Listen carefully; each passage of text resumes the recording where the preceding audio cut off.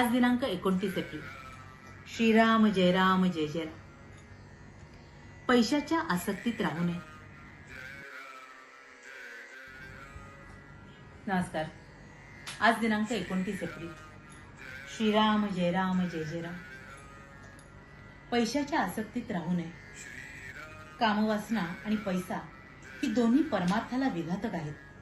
पण मला जर कोणी विचारले की त्यातल्या त्यात जास्त घातक कोणते ते सांगा, तर मी सांगेन की पैसा हा त्यातल्या त्यात परमार्थाला जास्त हानिकारक आहे.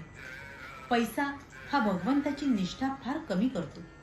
भगवंताने आपल्याला पैसा दिला आहे तो आपण सत्पात्र आहोत म्हणून का दिला आहे. यासाठी भिकाऱ्याला पैसा देताना उगीच वाद घालू नये. तसे करणे म्हणजे काही न करण्याची बुद्धी होय. एखादा त्यागी मनुष्य सर्व देईल पण स्व देणार नाही. स्व देऊन मग सर्व ठेवले तरी चालेल, पण सर्व देऊन स्व ठेवला तर ते मात्र चालणार नाही. म्हणजेच मी देतो ही भावना राहिली तर सर्वच देणे वाया जाते. मुख्य म्हणजे त्यातली वासना गेली पाहिजे, तर खरे सुख लागते. देह हा पाया धरून त्यावर इमारत बांधू लागलो तर इमारत पक्की कशी होणार. मी माझा देह म्हणतो, पण ताप येणे न येणे, इजा होणे न होणे हे आपल्या हातात आहे का. मी माझे रक्षण करीन असे म्हणतो, पण वाटेत ठेच लागून पडल्यावर लोकांनी मला घरी आणावे लागते. म्हणजे जीवित किती परस्वाधीन आहे. देहाने कितीही कार्य केले तरी ते कळसाला नाही पोचणार. अभिमानाने केलेले कार्य कसे कळसाला पोचणार. एक भगव विच्छेने कार्य केले तरच ते शेवटाला जाते. समर्थांनी देहबुद्धी नष्ट करून रामाचे अधिष्ठान ठेवून कार्य केले, म्हणून त्यांना एवढे कार्य करता आले. जो भगवंताचा झाला त्याचेच कार्य पूर्ण झाले आणि त्यालाच खरे समाधानही मिळाले. राजाच्या पोटी आलेले देखील भिकारी होऊन जातात. मग मी संपत्तीचा कुठे गर्व करावा. पैशाने प्रेमात बिघाड येतो आणि अगदी जवळचे नातेवाईक सुद्धा दूर होतात. मी खरे सांगतो, पैशाच्या आसक्तीत तुम्ही राहू नका. ही आसक्ती नाहीशी करण्याचा सोपा उपाय म्हणजे संत समागम हाच होय. आज खरे संतच कुठे आहेत असे आपण म्हणतो, पण आम्हाला संत भेटावा ही तळमळच खरी लागलेली नसते. संतात संतपणा दिसत नाही याचे कारण आमच्यात तळमळ नाही. सत्ययुगात जो राम होता तोच आजही आहे, पण माझा भावच कमी झाला, त्याला काय करावे. संतांना आपण खोटेपणा देतो, पण माझा भाव शुद्ध नाही हे नाही जाणत.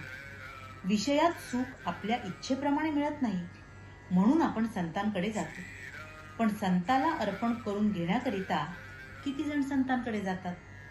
देवाकरिता देवाकडे जाणारे किती बरं निघतील. मनाने नेहमी मी रामाचा आहे हीच भावना ठेवावी. श्रीराम जय राम जय जय. महाराज म्हणतात तसं तर आपल्या प्रपंचातले सगळेच विकार हे आपल्याला आपल्या परमार्थापासून दूर करत असतात. पण सगळ्यात मोठा जर कुठला विकार असेल किंवा कुठल्या विषयापासून आपण दूर राहावं सगळ्यात जास्त, तर महाराज म्हणतात पैशाच्या आसक्तीत आपण कधीही राहू नये. पैशाचा आपल्या प्रपंचाला किंवा आपल्या परमार्थाला आधार नसावा. तो आपला आधार आपल्याला वाटू नये. पण आपलं नेमकं इथेच चुकतं. आपण त्याच्याकरताच आपली सगळी धडपड करतो आणि खरं समाधानही आपल्याला प्राप्त होत नाही. म्हणूनच आपण खरं तर संतांची संगत हीच आपल्या भगवंताशी जोडून देणारी, आपल्यावर होणारी कृपा मानायला हवी.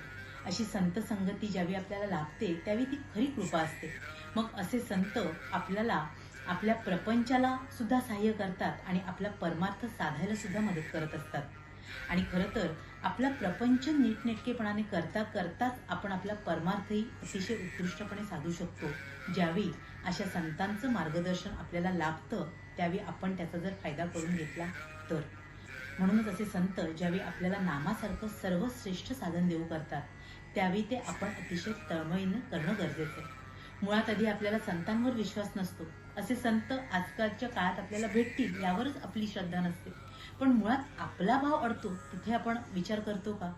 त्यामुळे संतांविषयी तळमळ निर्माण होणं, परमेश्वराविषयी ओढ निर्माण होणं हे आपल्यात आहे का, हा भाव आपण आधी पाहावा आणि त्यानंतर जेव्हा आपले संत आपल्याला लाभतील, त्यांची कृपा आपल्याला लाभेल, त्यावेळी मात्र आपण आपल्या कर्तव्यात चुकारपणा करू नये.